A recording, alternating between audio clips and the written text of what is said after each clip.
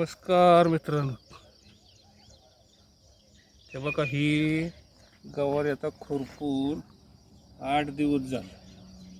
तिला तापू दिली, चांगली तापू दिली आणि मग आता ही हे बघा ही 10-26 खाय आहे. हे बघा ही 10-26 आता खाया टाकायचं आणि ही गवारी भिजवून घ्यायची.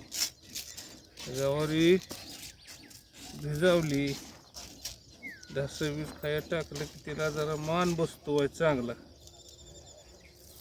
हे असं खाया टाकायचं इसकुटून.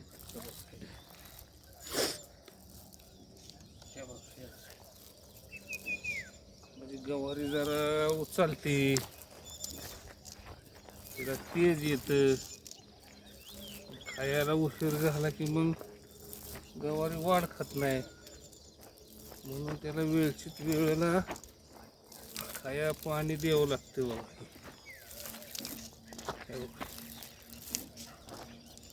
हे खाया टाकून घेतलं लगेच आता पाणी मागं सोडायचं.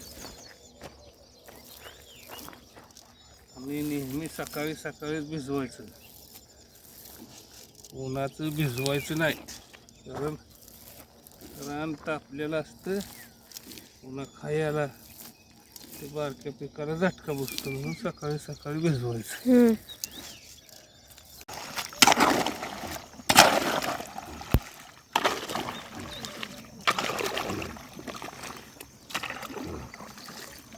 मित्रांनो, अशी कवळी पिकं सकाळी भिजवायची असते. ती म्हणजे काय होतं, त्या पिकांना मानावतं आणि उन्हाचं भिजवलं काय होतं, त्या टेम्परेचरमुळे बारकी कवळी पिकं जळते. ते म्हणून आम्ही सकाळचं भिजवतो. बघा सकाळचं भिजवलं म्हणजे त्याला मानावतं आणि थंड असतं, जमीन थंड असते, पाणी थंड असतं, म्हणून पिकं उचलते ते लगेच. उन्हाचं कधीही भिजवू नका.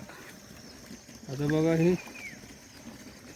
इकडं हे सगळं भिजवून घ्यायचं. बघा आज बारीक मोठी सगळी राहिलेली गवारी भिजवून घ्यायची.